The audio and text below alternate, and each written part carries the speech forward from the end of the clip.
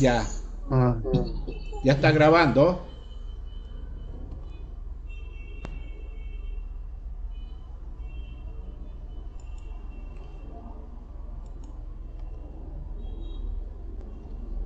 estaba pidiendo permiso para ver si puedo anunciar Ya. el Sí, santoral salesiano. sí, sí, ya pues, porque ya estoy grabando. Bueno, el día de hoy se celebra a un gran beato salesiano. Es el exalumno oratoriano, el ex oratoriano salesiano Alberto Marbelli, un italiano, perteneció a la acción católica y también estuvo metido en la política en el Partido de la Democracia Italiana. Él era una persona muy dedicada a atender, cuidar y a sostener a los más pobres. Y durante la Segunda Guerra Mundial, él tuvo una participación muy importante ayudando a la gente, sobre todo a aquellos italianos que los tomaban presos la policía nazi y los enviaba o pretendía enviarlos a los campos de concentración. Alberto logró salvar a mucha gente de ese tremendo peligro que se exponían al ir allá a Alemania. También, como decía, incursionó en la política, ocupó algunos cargos importantes en Ciudad de Rimini y justamente una oportunidad cuando él iba a hacer su campaña política, iba en bicicleta, porque él era un gran atleta y le gustaba mucho ir en bicicleta. Una noche fue atropellado casualmente por un camión del ejército italiano y perdió la vida a los 28 años. Este es un ejemplo de joven ex oratoriano que dio su vida prácticamente ayudando a los más necesitados, en ese caso a los que sufrían por la guerra de la invasión alemana en Italia. Esto es así, en pocas palabras, la vida de este gran beato, Alberto Marbelli, o algunos lo llaman Marbelli. Puse algo de su biografía también en la página de Hades, no sé si han podido verlo. Gracias por su atención. Nos encomendamos al beato Alberto Marbelli. Sí. Gracias, Manuelito, por esta información.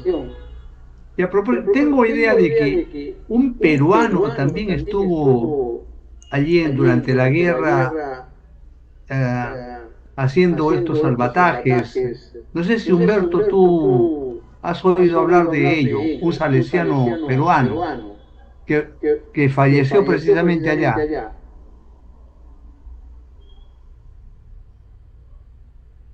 Humberto,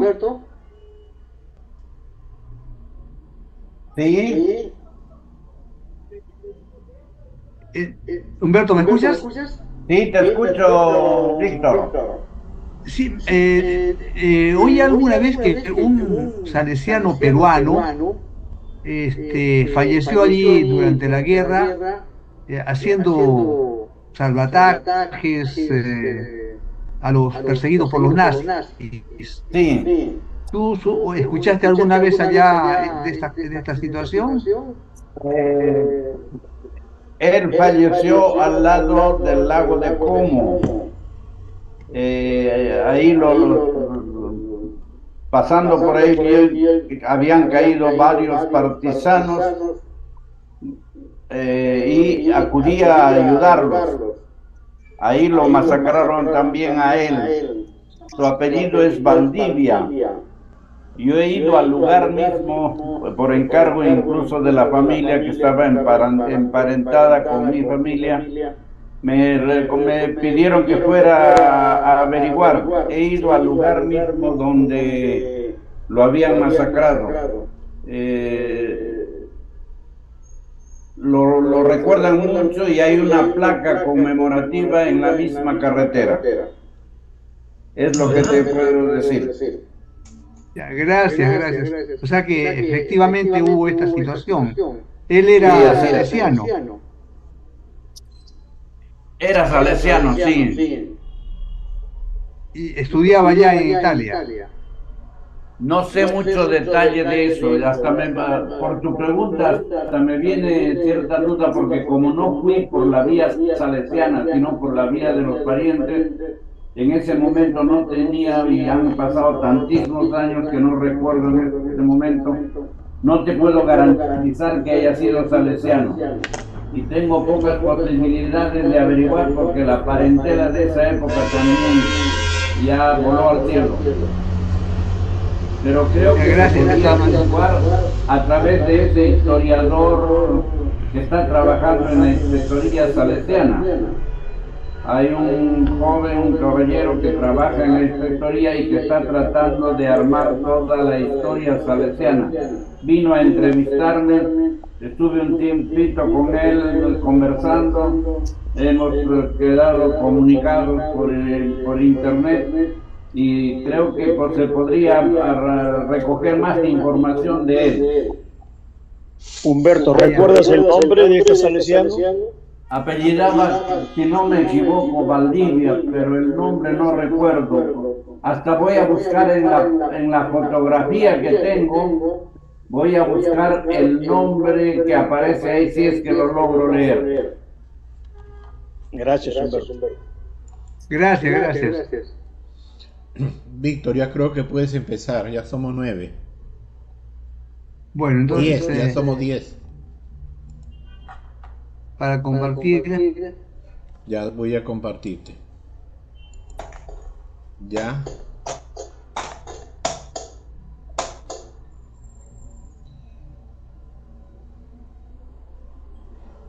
Ya. ¿estamos? ¿Se ve? Ya. Se ve. Sí, se ve. Perfecto. Bueno, en un curso que se dio a los profesores de religión sobre la encíclica Laudato Si, me encargaron un tema, la globalización del paradigma tecnocrático. Un aspecto que en la encíclica criticaba precisamente el Papa Francisco, de que estemos guiados por el paradigma tecnocrático y de esta manera estamos asesinando nuestra casa común, pues, ¿no? Ese es el tema que me tocó desarrollar.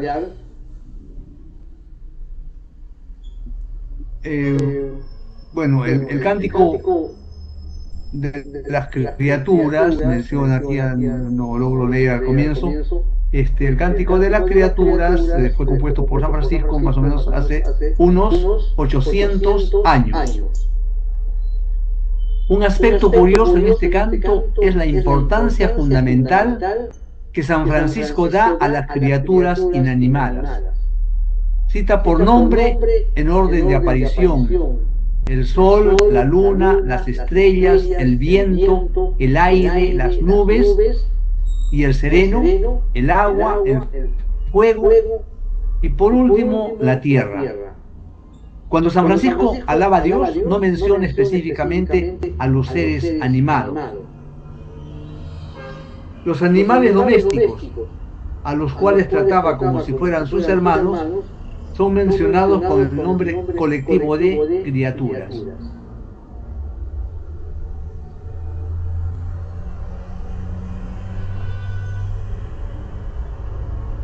La definición que da a nuestra casa común es de madre tierra, y esto es algo inusual, ¿no?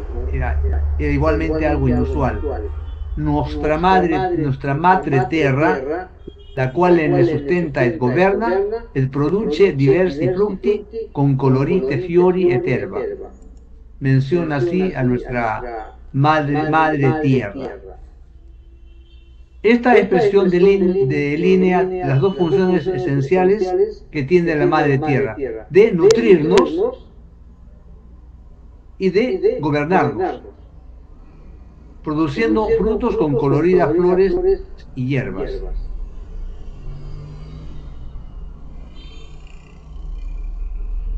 El cántico de las criaturas se había visto bien y el Papa Francisco lo pone al inicio de su encíclica.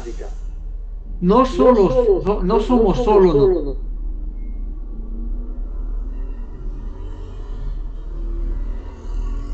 miéndonos, aunque no nos demos cuenta, sus leyes inmutables. La tierra nos nutre y la tierra nos gobierna imponiéndonos sus leyes. Si las reglas que la humanidad escoge para gobernar la tierra están en oposición a las reglas que la tierra usa para alimentarnos y gobernarnos, ¿ya? Resulta una situación autodestructiva. ¿No? Si es que las reglas que impone la humanidad están en oposición a las reglas que la tierra usa, nos estamos destruyendo, dice el Papa. El agua naturalmente es para beber y para alimentar a los animales que están en el agua, ¿no? El agua de los mares se contaminaría y resultaría sucia e inadecuada para la diversidad biológica oceánica si es que la descuidamos.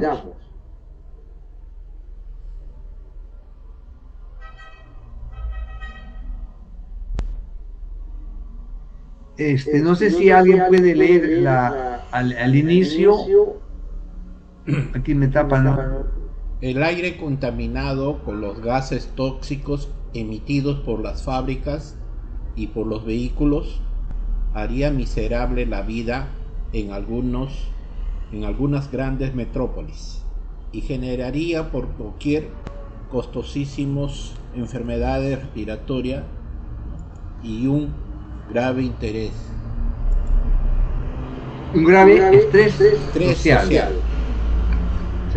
Del agua contaminada, el aire contaminado, está mencionando el Papa, ¿no? ¿A dónde nos llevaría? El agua contaminada, el aire contaminado. Los bosques tropicales se reducirían y los glaciares se disolverían. Aquí tienen.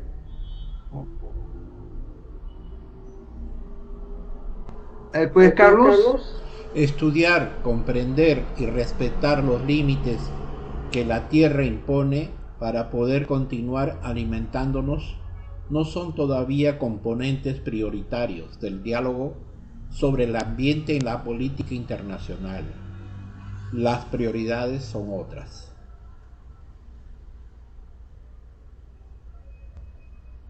¿Sigue? Los que gobiernan están más bien condicionados por las exigencias fundamentales de las economías existentes y por la sociedad moderna, por el consumismo y los estilos de vida. Todo esto son lentes muy oscuras que impiden ver la luz de un humanismo que podría hacernos felices si se basase en una colaboración más que en el aprovechamiento de la naturaleza. Ya vemos cómo el Papa comienza pues a hacer una crítica del paradigma tecnocrático que nos invade continuamente, ¿no? Entonces todo esto nos está llevando a una autodestrucción, pues, ¿no? Aquí tenemos, por ejemplo, el impacto del Perú, que estaba viendo. Daba pena, por ejemplo, en Arequipa ver pues al Miste, al Chachani, ya el Miste sin prácticamente nieve, el Chachani con poquísima nieve, daba pena, ¿no? El Coropuna igualmente. Las cosas que están sucediendo en Piura, pérdida de cosechas de yuca y mango, aparición de plagas y dengue, Ancash, desaparición de glaciares. En Ancash da pena también la cordillera blanca, que se está convirtiendo en negra.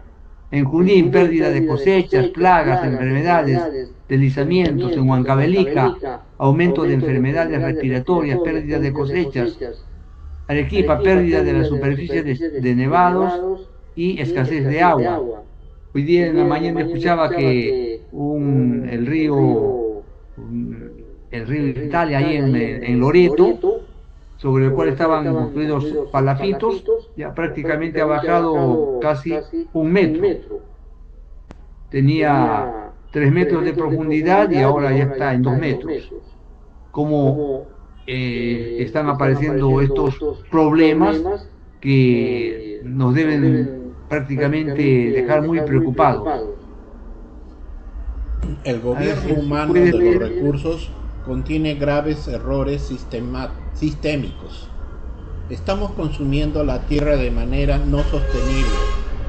Con estos ritmos y sistemas de aprovechamiento, la próxima generación que ya ha nacido tendrá necesidad de los recursos de 2 planetas, Tierra, y nuestros nietos quizás necesitarán 3 veces los recursos que hoy disponemos.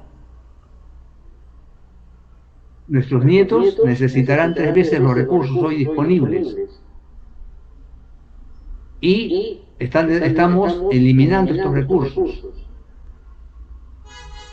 Observando este fenómeno propio de nuestra época, la comunidad científica mundial ha redefinido la era que estamos viviendo y la ha denominado antropoceno, es decir, es la primera era geológica caracterizada por el impacto prevalente de las actividades humanas.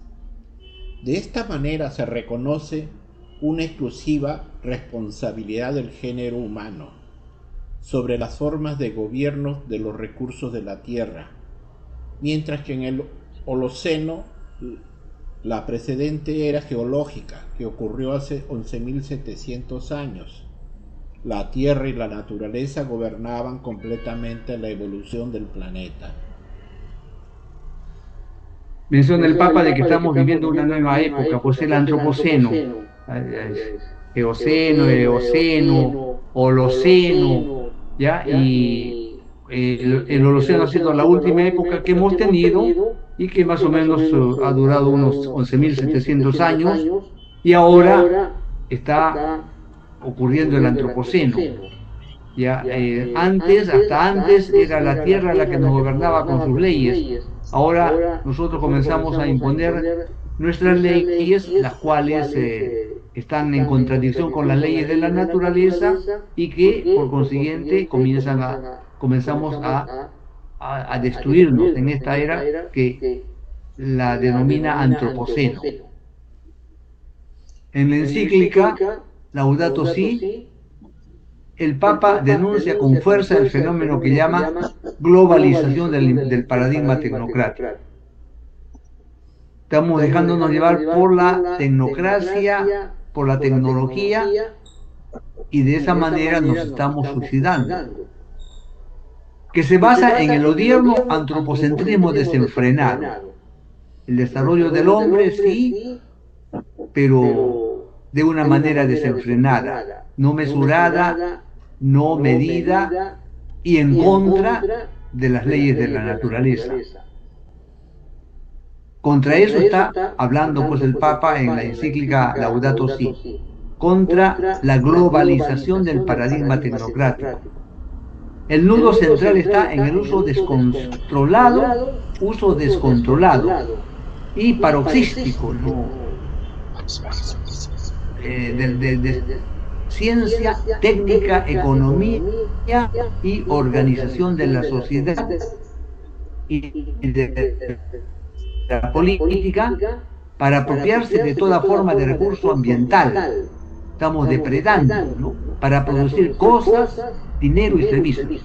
La producción, el dinero, los servicios nos están llevando pues a un uso descontrolado y paroxístico de la ciencia y de la técnica. A eso le llama entonces el Papa la globalización del paradigma tecnocrático, que denuncia con fuerza este fenómeno.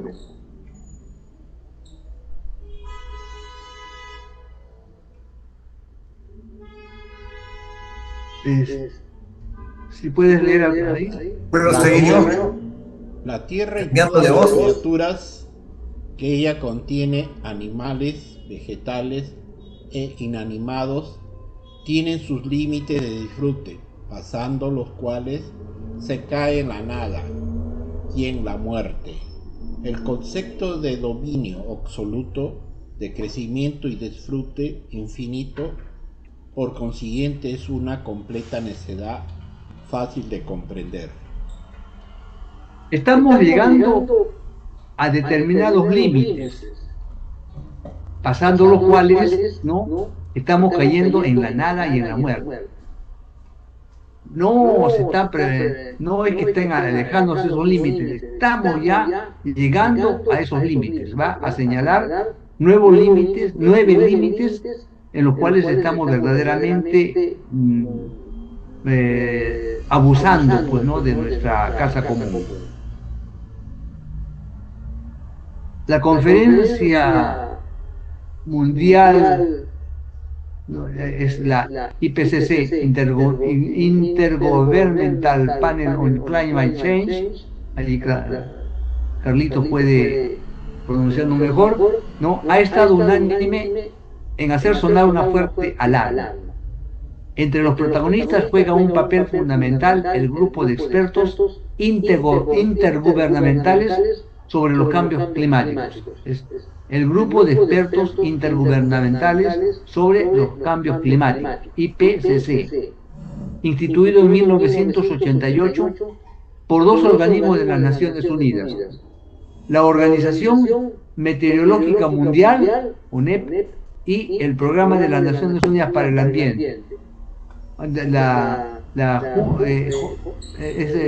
Organización Meteorológica Mundial es WMO, y la UNEP, ¿no?, el Programa de las Naciones Unidas para el Ambiente.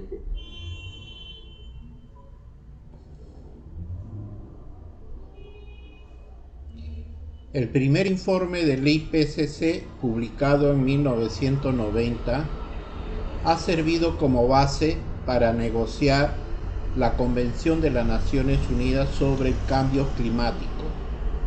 El informe más reciente del IPCC es el quinto de la serie, publicado en noviembre del 2014, y en él ha trabajado más de 830 autores y revisores provenientes de más de 80 países. Ese informe, miren, 830 autores, todos científicos, ¿ya? Y la participación de 80 países.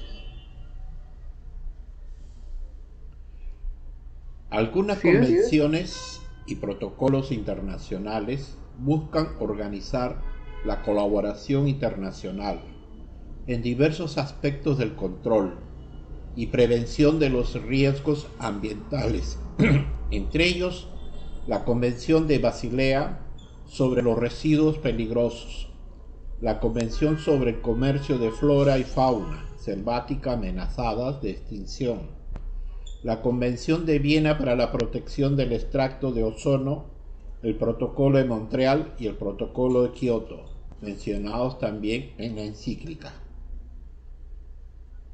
Habla del Convenio de Viena 1985, Protocolo de Montreal 1987, Protocolo de Kioto 1998. Después, últimamente, en el 2012 se han dado reuniones en Río de Janeiro, y el último en el 2022, el año pasado, hemos tenido la conferencia de las Naciones Unidas sobre cambios climáticos en Egipto. El concepto de límites para el disfrute de la tierra es particularmente innovador. Habla de los límites para el disfrute de la tierra en estos informes. El concepto de los límites planetarios es un primer esfuerzo científico para definir los límites físico-químicos del sistema terrestre. Estamos llegando a los límites. A ver si Se han lees identificado nuevos procesos del sistema Tierra que tiene con fines tales que, en la medida en que no sean sobrepasados, señala la zona de seguridad para el planeta. la ¿Continúa? humanidad, si la humanidad habría ya sobrepasado 4 de estos límites. Hay 9 límites que señala el informe. Y hemos sobrepasado 4. El cambio climático, la pérdida de integridad de la biosfera, el cambio de uso de las tierras y los ciclos biogeoquímicos alterados, en particularmente por el fósforo y el nitrógeno. 4 límites de los 9. Vamos a ver esos 9 límites. Los 9 confines planetarios son: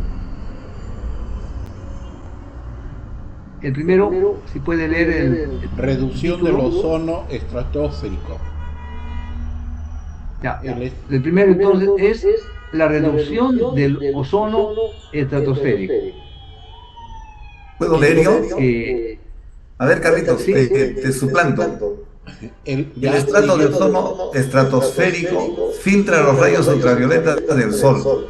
Si este estrato disminuye, llegará una cantidad creciente de radiaciones ultravioleta hasta el nivel del suelo. Esto puede causar una mayor incidencia de cáncer de la piel, además daños a los sistemas biológicos terrestre y marino. Por fortuna, a causa de las acciones emprendidas después del Protocolo de Montreal, parece que estamos sobre el camino justo. Es evidente que las legislaciones deben ser apoyadas y aplicadas sin ninguna suerte de excepción. bueno, hace unos 10 años este era un gran problema, ¿no? Que la capa de ozono estábamos arruinando, ¿no? La capa de ozono. Y bueno, ahí dice, por fortuna, se han dado algunas medidas que han detenido, ¿no? este deterioro de la capa de la capa de ozono. Así que, bueno, es un primer límite, estamos en el límite. Felizmente, este límite ha sido detenido. Y bueno, los efectos, pues no, hay que, más que nunca, el sol ahora es peligroso. Tomar el sol nos puede producir el cáncer de piel. La pérdida de la biodiversidad, perdón, ¿qué dice ahí? La pérdida de la integridad de la ¿se puede biosfera. leer? La pérdida De La integridad de la biosfera. Esta causa una grave pérdida de la biodiversidad y la extinción de especies vivientes.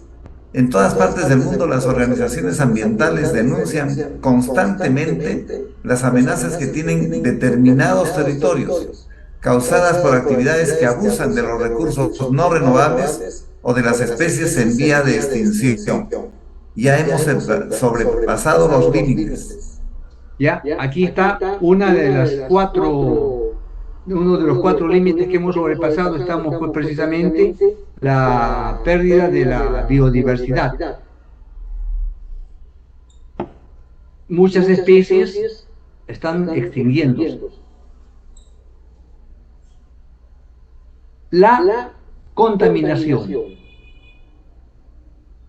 Las emisiones de sustancias tóxicas y de larga duración de metales pesados y materiales radioactivos pueden tener efectos potencialmente irreversibles sobre los organismos vivientes y sobre el ambiente físico, además de alterar los normales procesos atmosféricos y climáticos. Bueno, la contaminación tóxica, sobre todo en las ciudades, fábricas, carros y tantas otras, tantos otros elementos que están precisamente contaminando. ¿Qué diferencia se tenía cuando estábamos ahí en las alturas de Arequipa, ¿no? Respirar ese aire puro? Muy diferente al aire que respiramos aquí en Lima, no todo contaminado, pues, ¿no? Estamos contaminando los mares, los ríos. Antes las playas de Lima eran lindas, ahora ya no se puede uno ir a bañar porque está todo contaminado. Los efectos de reducción de la fertilidad y el potencial de daños genéticos permanentes pueden tener efectos graves sobre los ecosistemas. Por ejemplo, han causado reducciones notables de las poblaciones de pájaros y han alterado la reproducción y el desarrollo en los mamíferos marinos. Vemos también, ¿no? En muchas especies, no solamente del aire, sino del mar y de la tierra, están en proceso de extinción.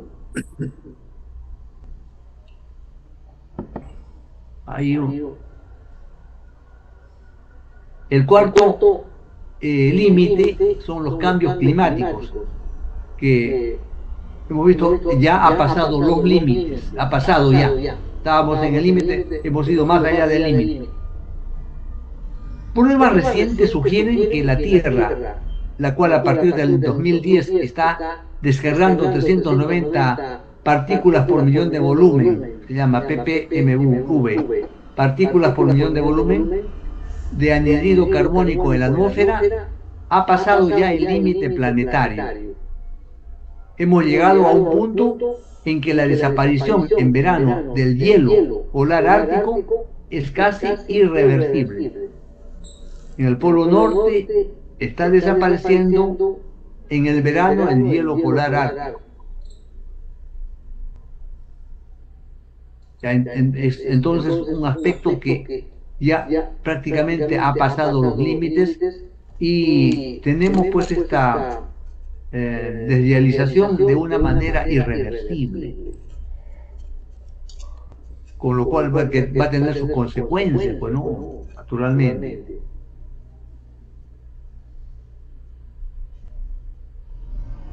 Aquí tienen cómo era y cómo es.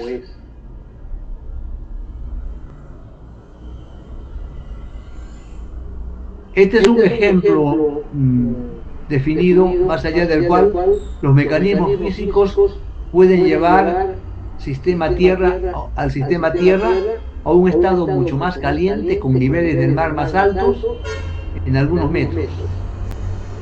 Respecto a los de ahora, el empeño de cada uno de los 7.000 millones y medio de personas para frenar tales emisiones y proteger las forestas es esencial y urgente. Este calentamiento sigue. O sea, no solamente hemos pasado los límites, sino que estamos avanzando más allá de este sobrepaso de los límites. Estamos avanzando más allá. No se está frenando. La acidificación de los océanos. Quinto punto límite. Cerca de un cuarto de las emisiones de anhídrido carbónico en la atmósfera termina finalmente disuelto en los océanos. Se forma así ácido carbónico que altera la química oceánica y disminuye el fósforo de las aguas de la superficie. Esta acidez excesiva hace difícil el crecimiento y la supervivencia para organismos como corales y moluscos y algunas especies de plancton, alimentos de los peces. Le quitamos el alimento a los peces.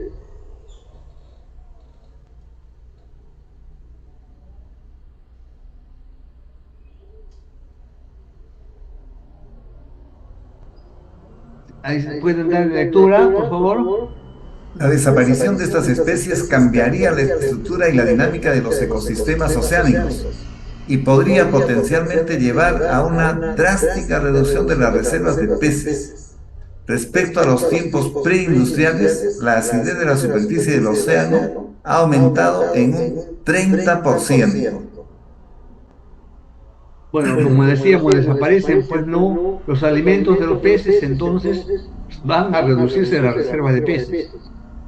No van a poder sobrevivir. Y miren la cifra que da. La acidificación ha aumentado en 30%. De más acidez que tienen los océanos. el consumo de Agua dulce. agua, el consumo de agua dulce. Ya, estamos con 4 días sin agua, ¿no? Bueno, las consecuencias de un cambio comprenden tanto los cambios del flujo de los ríos como los cambios en los flujos de vapor derivados de los cambios del uso del suelo. Los ríos están disminuyendo su caudal y la evaporación y lo que va a producir, pues, no, el cambio para que se renueven las lluvias, no se está haciendo cada vez más lento y menos eficaz. El agua está resultando siempre más escasa. Eso es un problema grave, pues. El agua está resultando siempre más escasa. Se prevé que en el 2050, faltan 25 años, casi medio millón de personas estarán en riesgo de una insuficiencia grave para su aprovisionamiento hídrico.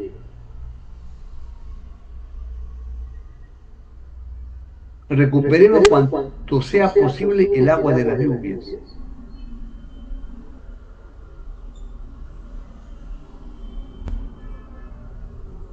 El cambio de uso de los suelos. Los bosques desarrollan un papel particularmente importante en el control de las dinámicas ligadas al uso del suelo y al cambio del clima, y están al centro del límite planetario relativo ya al cambio del sistema Tierra. También aquí ya hemos sobrepasado los límites. El cambio de uso de los suelos. Los bosques los estamos convirtiendo, pues, en desiertos, porque los estamos utilizando para otras cosas. Y de esa manera generamos cambios climáticos que poco a poco van eliminando los bosques y aumentando los desiertos.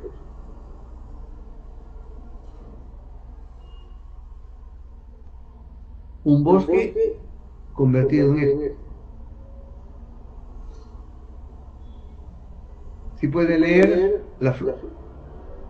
los flujos de nitrógeno y de fósforo para la biosfera y los océanos. La producción y el uso de los fertilizantes es la preocupación principal en este cambio. Las actividades humanas hoy convierten más nitrógeno atmosférico como fertilizantes. Gran parte de este nuevo nitrógeno es arrojado a la atmósfera en vez de ser absorbido por las cosechas. Cuando llueve, el nitrógeno contamina las corrientes de agua y las zonas costeras, o se acumula en ahí no tengo en la biosfera terrestre. En la biosfera terrestre.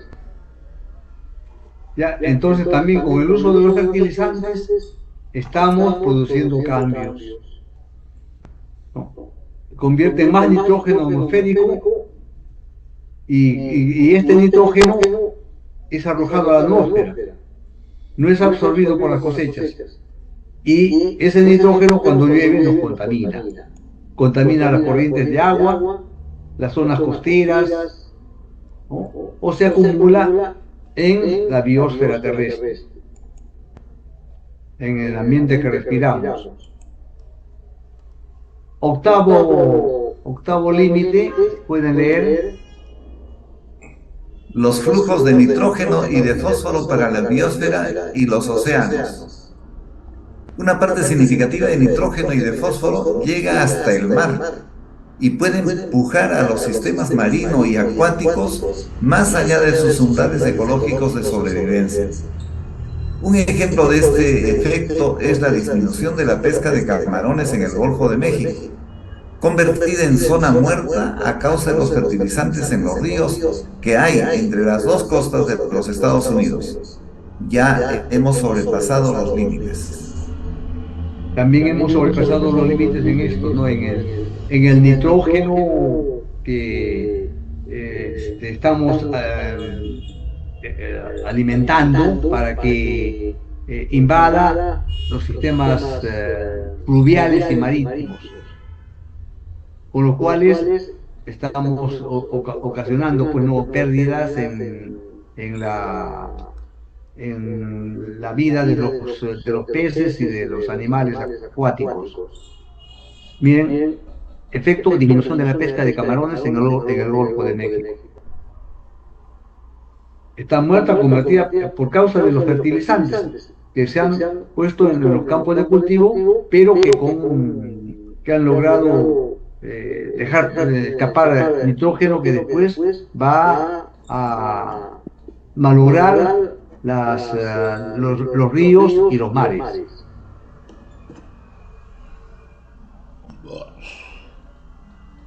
Último límite, la carga atmosférica de aerosol. Si pueden, aerosol, ¿no? La carga atmosférica de los aerosoles. A través de su interacción con el vapor de agua, los aerosoles desarrollan un papel de importancia fundamental en la formación de nubes a escala global y local. Ellos tienen un efecto directo sobre el clima, porque cambian la cantidad de radiación solar reflejada o absorbida en la atmósfera. Los aerosoles también, pues, ¿no?, contribuyen a hacer que las radiaciones del sol sean más impactantes sobre nuestra piel, causando una forma de contaminación atmosférica a través de la liberación de polvo y humo en el aire, con sus correspondientes efectos negativos sobre diversos organismos vivientes, comprendidas las personas. La inhalación de aire altamente contaminado provoca la muerte prematura de cerca de 800.000 personas al año. La inhalación de aire altamente contaminado provoca la muerte prematura de cerca de 800.000, casi 1 millón de personas al año. La inhalación de aire altamente contaminado. ¿Y quiénes contaminan? Los aerosoles. Conclusión. Debemos recordar como conclusión que no somos los únicos habitantes de esta tierra y que la misma sostenibilidad de nuestro progreso se basa en el uso común de todos los bienes, en una única corresponsabilidad de todos, que no permite excepciones de una persona individual o de grupos disidentes que desperdician o abusan de los recursos comunes. ¿Pueden dar lectura? Hoy estamos pidiendo al sistema Tierra que alimente a más de 7.396.000 de personas. 4.000 millones de más de lo que había entre los años 1940 y 1960. Ahora el ritmo de crecimiento es de 1.000 millones de personas más cada 12 años.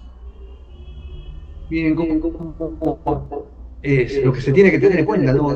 Cada 12 años aumenta en 1.000 millones de personas, 1.000 millones de personas. Tenemos que ver esa situación futura para los que vendrán después. Los evangelios nos narran que Jesucristo, cuando se encontró frente a una multitud más grande que los alimentos disponibles, propuso a todos condividir. Y los alimentos milagrosamente se multiplicaron de tal manera que hubo lo suficiente para todos. Los bienes comunes de una manera, utilizando los bienes comunes de una manera inteligente como verdaderos Homo sapiens, cambiándonos a nosotros mismos como Homo sapiens solicitus, esto sería suficientemente inteligente como para saber tener cuidado. Si no lo hacemos inmediatamente, dentro de poco estaremos hablando del Homo sapiens evanescens, una especie que no fue lo suficientemente sabia para evitar caer en el camino de la desaparición. tenemos una elección: Homo sapiens solicitus, cuidadoso, un Homo sapiens evanescens, un hombre que va a su autodestrucción. Bueno, gracias, ¿no?, por haberme escuchado con estos percances que no me funciona bien mi pantalla, pero de todas maneras he querido hacer este aporte sobre la ecología, un tema que apasiona a muchos de los aquí presentes y que dominan mejor que yo, quizás que el que habla naturalmente, pero bueno, está este aporte expresando a la inquietud del Papa, ¿no? Si globalizamos el paradigma tecnocrático, estamos caminando hacia nuestra autodestrucción.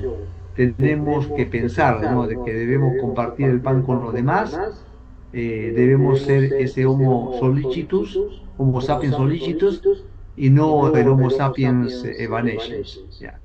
Muchas gracias. Gracias, Víctor. Ha sido muy Gracias, didáctico Víctor.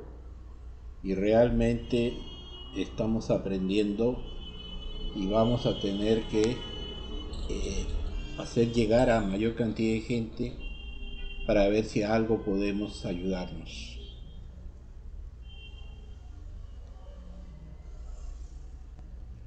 ¿Algún comentario de alguno de nosotros?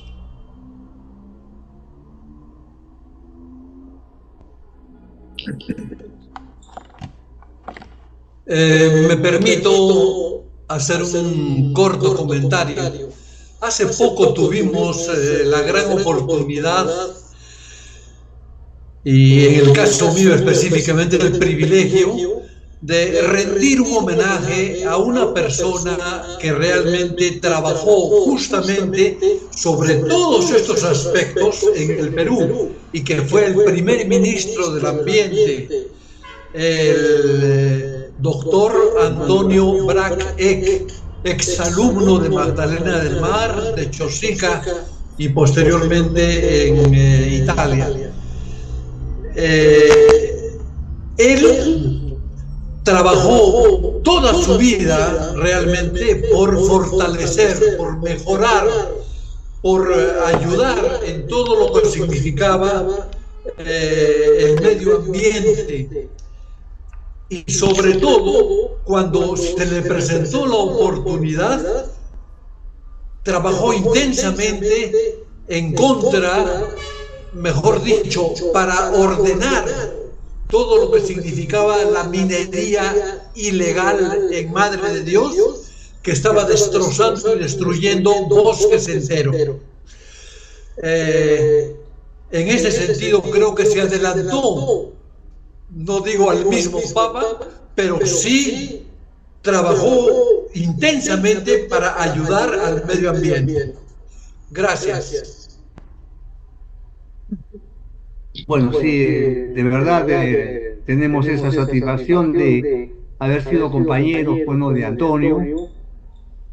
Ya era fastidioso ir de paseo, cuando íbamos de paseo junto a él, porque se detenía en cada lugarcito a recoger una florcita, una mariposita, un animalito, ¿no? Y nosotros nos fastidiábamos porque nos atrasaba. Ya, pero bueno, el resultado ha sido, pues, ¿no?, que hemos tenido como compañero un gran científico, pues, ¿no?, digno discípulo de otro gran científico salesiano, el padre Yaroslao Soto.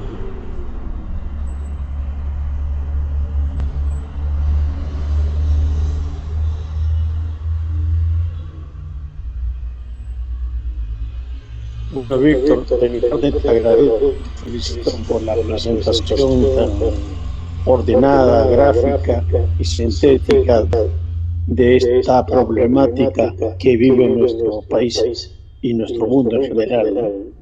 Gracias nuevamente.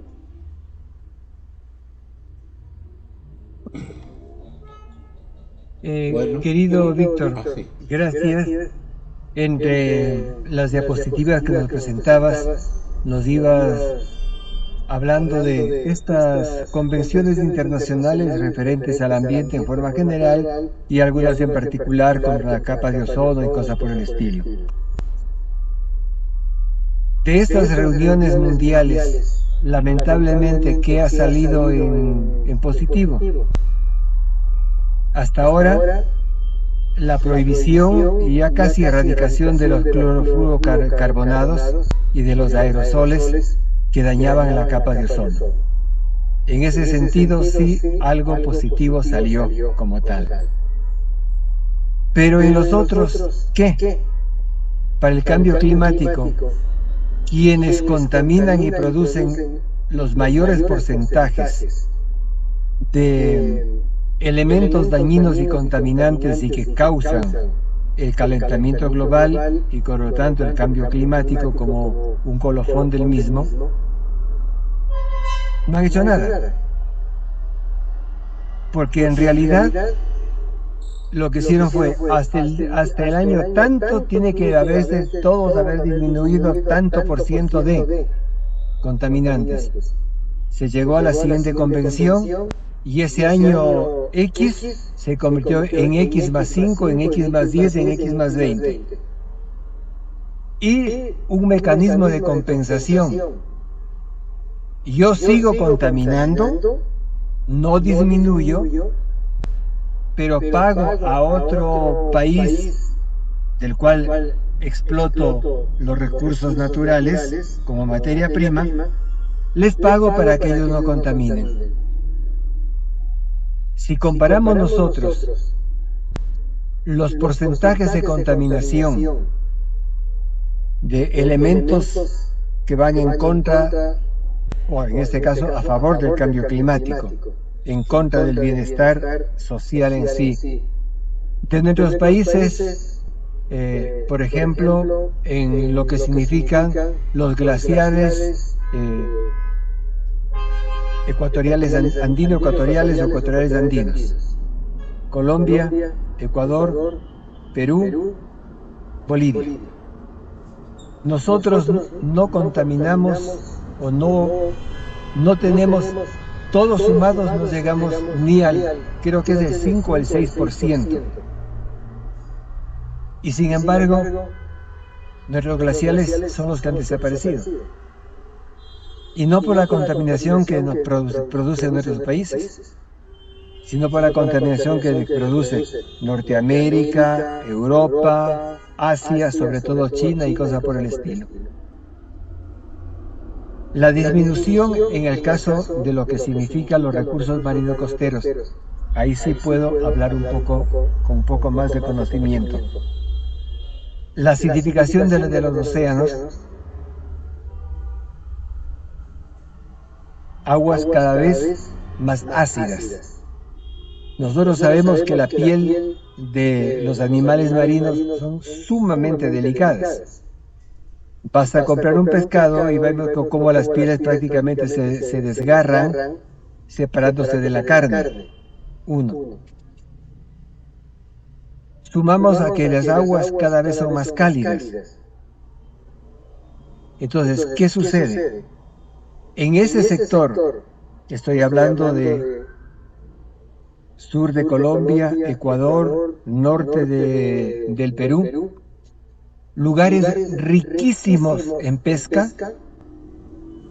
Actualmente la pesca artesanal prácticamente está en quiebra. Ecuador, país que firmó la convención con respecto a la pesca de atún, que es uno de los principales, digamos, propulsores de que se cumpla esos convenios internacionales. En primer lugar, porque Ecuador, en las aguas que están, digamos, que son parte de la Reserva Marítima de Galápagos, y teniendo en cuenta que el atún es una especie altamente migratoria, tiene la flota pesquera ecuatoriana, tiene que ir a pescar en aguas del Índico, fuera de las aguas territoriales, y nosotros tenemos aquí los grandes buques factorías en un tiempo, acuérdense, Onassis con la flota, digamos, pesquera y la fábrica que tenía con respecto a las ballenas, una de las causas de que firmásemos este Acuerdo de Santiago, las 200 millas, que algunos dijimos de mar territorial, pero que son prácticamente la actual zona económica exclusiva. Ahora tenemos las grandes flotas chinas merodeando a los alrededores de Galápagos. ¿Por qué? Porque en sus aguas ya no encuentran pesca.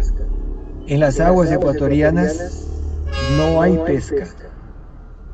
La sobreexplotación, además de eso, recordémonos los problemas del anchovete en el Perú.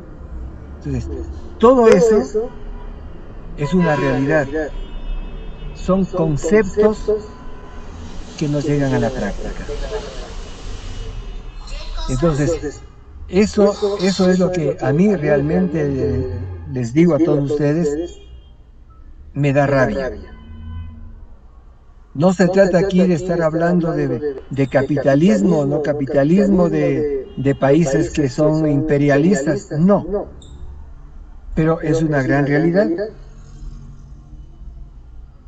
Las causas están en otros lugares y los efectos los estamos sufriendo nosotros.